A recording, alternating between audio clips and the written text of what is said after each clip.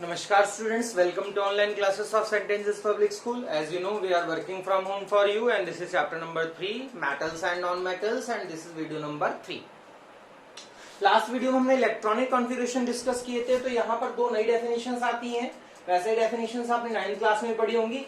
एक होती है वैलेंस शेल यानी outer most shell containing electron, outer most shell containing electron वो कहलाएगी वैलेंस शेल। तो यहाँ देखिए सोडियम में वैलेंस शेल क्या है, देखिए आने को तो इसके बाद एम के बाद एन भी आ सकता है, बट यहाँ एन आउटर मोस्ट शेल नहीं होगी बिकॉज इसके अंदर इलेक्ट्रॉन नहीं है।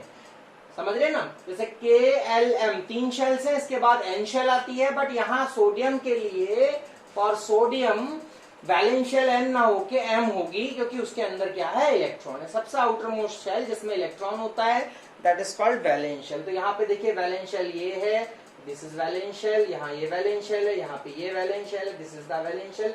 जिन पे सर्कल कर रहा हूं they are the valence shells, they are the valence shells. ठीक है, सबसे बाहर की शेल जिसमें इलेक्ट्रॉन पाया जाता है वो होता है वैलेंस शेल। फिर आता है valence electron, means valence shell में number of electron present in valence shell of an atom. किसी भी एटम की वैलेंस शेल में जितने इलेक्ट्रॉन्स होंगे they are called valence electron. तो देखिए सोडियम का वैलेंस इलेक्ट्रॉन कितना है 1, पोटाश मैग्नीशियम का वैलेंस इलेक्ट्रॉन कितना है 2, एल्युमिनियम का वैलेंस इलेक्ट्रॉन कितना है 3, सिलिकॉन का वैलेंस इलेक्ट्रॉन कितना है 4, फास्फोरस का वैलेंस इलेक्ट्रॉन कितना है 5, सल्फर का वैलेंस इलेक्ट्रॉन कितना है 6, क्लोरीन का वैलेंस इलेक्ट्रॉन कितना है 7, आर्गन का वैलेंस इलेक्ट्रॉन कितना है 8, पोटेशियम का वैलेंस इलेक्ट्रॉन कितना है 1, कैल्शियम का वैलेंस इलेक्ट्रॉन कितना है 2।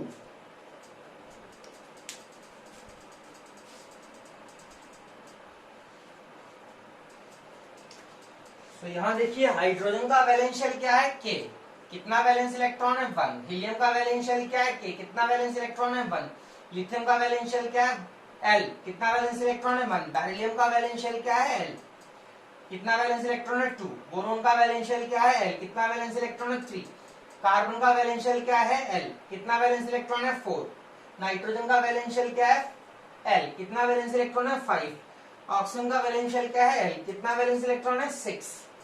फ्लोरीन का वैलेंस शेल क्या है एल, कितना वैलेंस इलेक्ट्रॉन है 7। नियॉन का वैलेंस शेल क्या है 8, मतलब एल कितने वैलेंस इलेक्ट्रॉन है 8।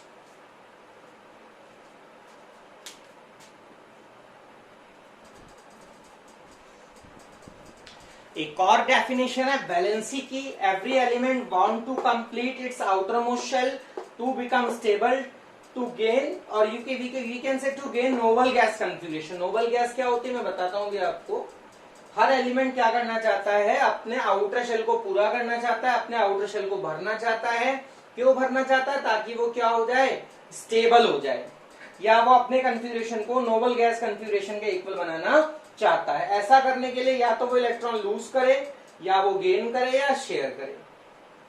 मतलब वैलेंसी की एक डेफिनेशन आ रही है हमारे पास वैलेंसी की, ये आपको हेल्प करेगी मेटल और नॉन मेटल पहचानने में। हर एलिमेंट क्या करना चाहता है, हर एलिमेंट अपने आउटर शेल को भरना चाहता है ताकि वो स्टेबल हो जाए, और या फिर उसका कॉन्फ़िगरेशन नोबल गैस के कॉन्फ़िगरेशन के बराबर हो जाए।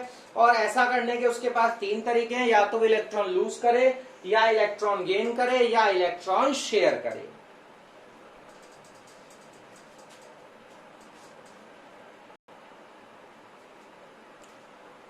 So what is the definition of valency? The number of electron lose, gain or share by an atom to complete its outermost shell is known as its valency. Her element क्या करना चाहता है, अपने outer shell को पूरा करना चाहता है।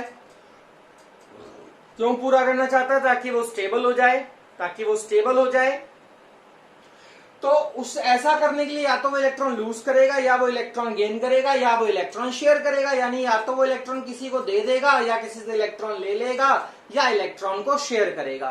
तो किसी भी एलिमेंट के द्वारा कितने इलेक्ट्रॉन लूज करे जाएंगे, गेन करे जाएंगे, या शेयर करे जाएंगे अपने आउटर मोस्ट शेल को भरने के लिए, वही नंबर जो है होता है कि वो जो वही नंबर जो है इलेक्ट्रॉन का जो नंबर होता है वही क्या होता है, उसकी वैलेंसी होती है। अब वैलेंसी कैसे कैलकुलेट की जाएगी मैं आपको एक टेबल के हेल्प से समझाता हूं।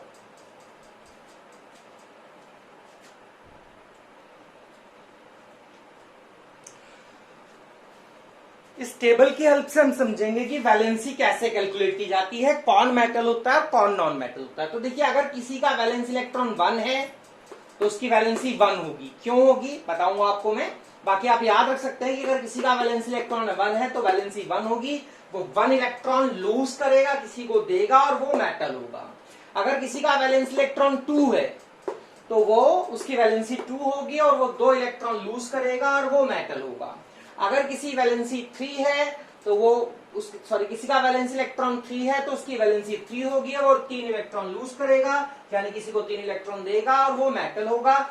किसी का वैलेंस इलेक्ट्रॉन 4 है तो उसकी वैलेंसी 4 होगी और ये केवल शेयर करेगा 4 इलेक्ट्रॉन, या तो ये नॉन मेटल होगा या फिर ये मेटलॉइड भी हो सकता है। अगर किसी का वैलेंस इलेक्ट्रॉन 5 है तो वो 8 में से 5 घटा के उसकी वैलेंसी निकाली जाएगी, 8 में से 5 माइनस करेंगे, 3 वैलेंसी आ जाएगी। वो इलेक्ट्रॉन गेन भी कर सकता है और शेयर भी कर सकता है, कितने करेगा, मगर 3 इलेक्ट्रॉन करेगा और वो नॉन मेटल होगा। अगर किसी का वैलेंस इलेक्ट्रॉन 6 है तो हम उसकी वैलेंसी 8 में से 6 माइनस करके निकालेंगे, 2 वैलेंसी होगी और वो 2 इलेक्ट्रॉन गेन या शेयर करेगा और नॉन मेटल होगा। अगर किसी का वैलेंस इलेक्ट्रॉन 7 है तो वैलेंसी 8 में से घटा के निकाली जाएगी, वैलेंसी आएगी 1 और वो 1 इलेक्ट्रॉन गेन या शेयर करेगा और वो नॉन मेटल होगा। और अगर किसी की वैलेंसी 8 है तो उसकी वैलेंसी हम 8 में से घटा के निकालेंगे, 0 वैलेंसी होगी, ना तो वो इलेक्ट्रॉन लूज करेगा, ना ही वो इलेक्ट्रॉन गेन करेगा, ना ही वो इलेक्ट्रॉन शेयर करेगा। वो होगा एक नोबल गैस, यानी वो क्या होगा, एक नॉन मेटल ही होगा। ये टेबल आपको हेल्प करेगी मेटल और नॉन मेटल को पहचानने में।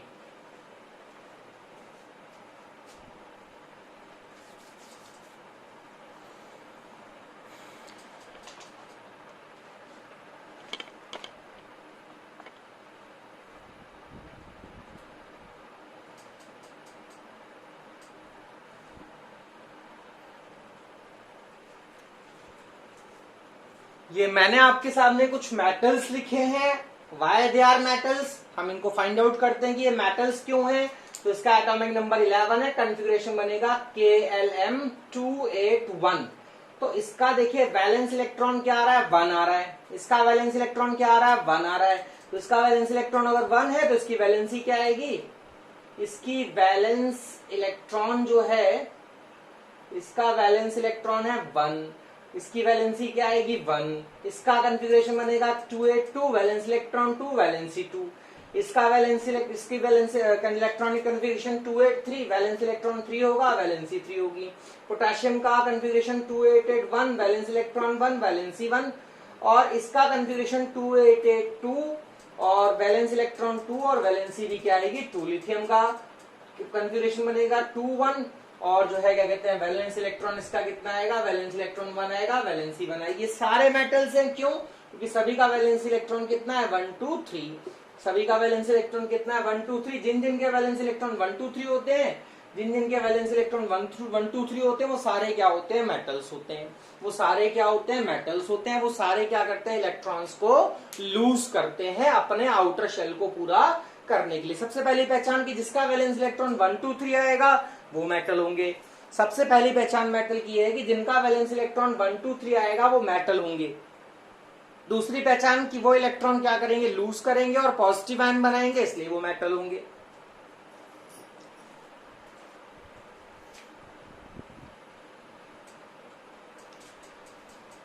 देखिए आपके सामने लिखा है सोडियम। सोडियम मेटल है, क्यों, बिकॉज सोडियम का एटॉमिक नंबर 11 है, कॉन्फ़िगरेशन बनेगा 281 और आखिरी में 1 आ रहा है। अब देखिए m के अंदर अगर आप नोट करें तो m में आ सकते हैं टोटल 8 इलेक्ट्रॉन्स।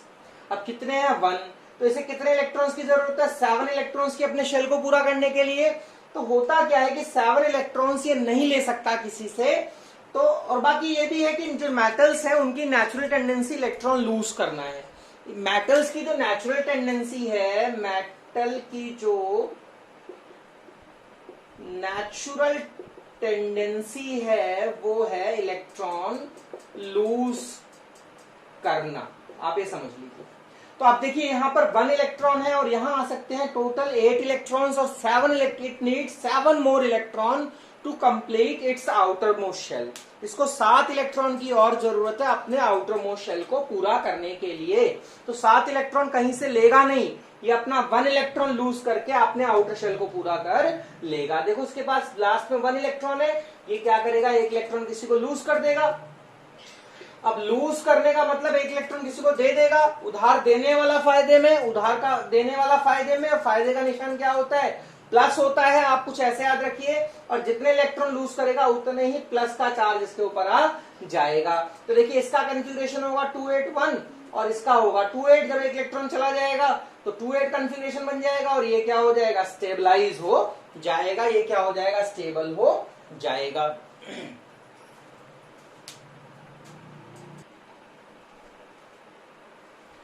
देखिए पोटाशियम भी मेटल है, कन्फिग्रेशन 281 है, लास्ट में 1 आ रहा है इसलिए मेटल है। और ये क्या करेगा, एक इलेक्ट्रॉन लूज करेगा। देखिए इसने एक इलेक्ट्रॉन लूज कर दिया, आपने शेल पूरा कर लिया और पॉजिटिव आयन बनाया। मैंने बताया कि जितने इलेक्ट्रॉन लूज करेगा उतने प्लस आ जाएगा। ऐसे मैग्नीशियम का 282 है, 2 इलेक्ट्रॉन लूज करेगा, Mg2 प्लस बन जाएगा। एल्यूमिनियम का 283 है, 3 इलेक्ट्रॉन लूज करेगा और Al3 प्लस बन जाएगा। ठीक है, सारे मेटल्स है। ऐसे कैल्शियम भी मेटल है आपका, ऐसे कैल्शियम भी मेटल है। ठीक है ना। चार्ज क्यों आता है, अब ये सब चार्ज का समझ लीजिए कि प्लस चार्ज कैसे आता है। तो देखो होता क्या है कि जैसे कैल्शियम का एग्जांपल लेते हैं, तो कैल्शियम का एटॉमिक नंबर 20 है, तो 20 प्रोटॉन और 20 ही क्या है इसके पास इलेक्ट्रॉन है, सभी को पता है। टोटल चार्ज निकालोगे तो कैल्शियम पे 20 प्लस और 20 माइनस, मतलब 20 प्लस के चार्ज और 20 माइनस के चार्ज, टोटल चार्ज हो जाएगा 0। बट अगर यही कैल्शियम 2 इलेक्ट्रॉन दे देगा किसी को, जब कैल्शियम 2 इलेक्ट्रॉन किसी को दे देगा तो 20 प्रोटॉन और रह जाएंगे 18 इलेक्ट्रॉन। 20 प्रोटॉन और रह जाएंगे 18 इलेक्ट्रॉन। जब दो इलेक्ट्रॉन किसी को लूज कर देगा इस वाली कंडीशन में, तब 2 इलेक्ट्रॉन लूज करने पर टोटल चार्ज जब आप निकालोगे तो 20 प्लस के और 18 माइनस के, तो टोटल चार्ज आएगा +2। इसी कारण से 2 इलेक्ट्रॉन लूज करने के बाद कैल्शियम पे कितना चार्ज दे देगा, +2 आ जाएगा। ऐसे आप एल्यूमिनियम का समझ सकते हैं कि एल्यूमिनियम पे 3 प्लस कैसे आया होगा। इस कंडीशन में एल्यूमिनियम के पास 13 प्रोटॉन और 13 ही क्या है, इलेक्ट्रॉन है।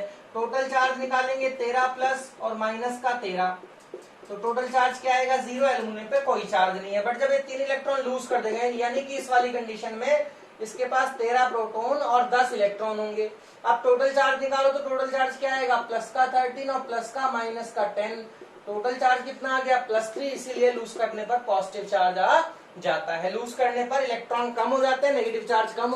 इस तरह भी समझ सकते हैं कि लूज करने पर इलेक्ट्रॉन कम हो जाते हैं। इलेक्ट्रॉन कम होने का मतलब क्या है कि इलेक्ट्रॉन को होता है नेगेटिव चार्ज। जब नेगेटिव चार्ज कम होगा तो प्लस चार्ज क्या करेगा, बढ़ जाएगा, यानी प्लस चार्ज आ जाएगा।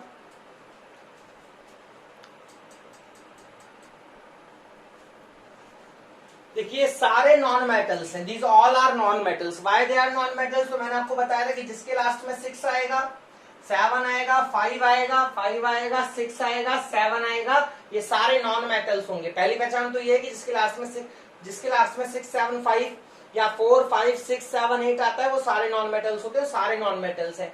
अभी नॉन मेटल्स इसलिए भी है क्योंकि ये क्या करेंगे, they all gain electrons. Non metal की नेचुरल टेंडेंसी क्या है, non metal have natural tendency to gain electron। Non metal की नेचुरल टेंडेंसी क्या है, इलेक्ट्रॉन को गेन करना।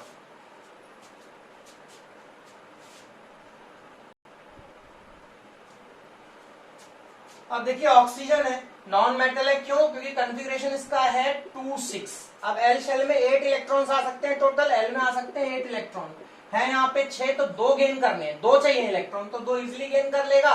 2 गेन करेगा तो क्या होगा, ऑक्सीजन क्या करेगा, 2 इलेक्ट्रॉन गेन कर लेगा। 2 इलेक्ट्रॉन गेन करने का मतलब इलेक्ट्रॉन 2 बढ़ जाएंगे, बढ़ने का मतलब 2 नेगेटिव चार्ज आ जाएगा। तो यानी नॉन मेटल्स वो होते हैं जो इलेक्ट्रॉन को गेन करके नेगेटिव आयन बनाते हैं। क्लोरीन जो है नॉन मेटल है, क्यों नॉन मेटल है, बिकॉज क्लोरीन का एटॉमिक नंबर होता है 17, कन्फिग्रेशन बनेगा 287। It need 1 more electron to fill its shell, तो ये 1 इलेक्ट्रॉन गेन कर लेगा, Cl- बना लेगा। अब देखिए यहाँ पर क्या है, इसका कन्फिग्रेशन तो 2-6 है, इसका कन्फिग्रेशन क्या होगा 2-8, क्योंकि 2 इलेक्ट्रॉन ले लिए। इसका कन्फिग्रेशन 2-8-7 है और इसका कन्फिग्रेशन क्या होगा 2-8-8, क्योंकि इसने 1 इलेक्ट्रॉन ले लिया। यानी नॉन मेटल्स वो होते हैं जो इलेक्ट्रॉन गेन करके नेगेटिव आयन बनाते हैं।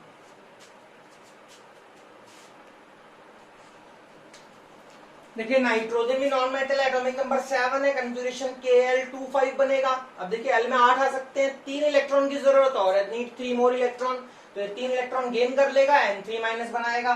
Sulphur 16, 286, need 2 more electron, 2 electron gain कर लेगा, नेगेटिव आयन बनाएगा।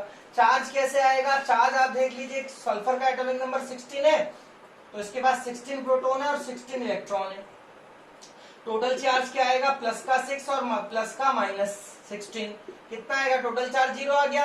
बट यहाँ पर क्या कर रखा है इसने, 2 इलेक्ट्रॉन इसके पास एक्स्ट्रा है, 16 प्रोटॉन और 18 इलेक्ट्रॉन है। अब टोटल चार्ज निकालो, प्लस का 16 प्लस का -18 माइनस का 2 आएगा, कितना चार्ज हो जाएगा, माइनस का 2 हो जाएगा।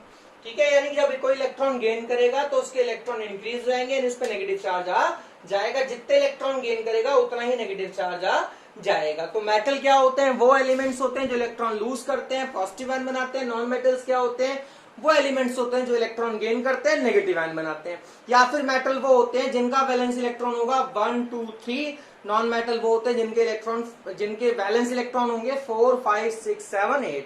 मेटल वो होते हैं जिनके वैलेंस इलेक्ट्रॉन 1 2 3 होते हैं।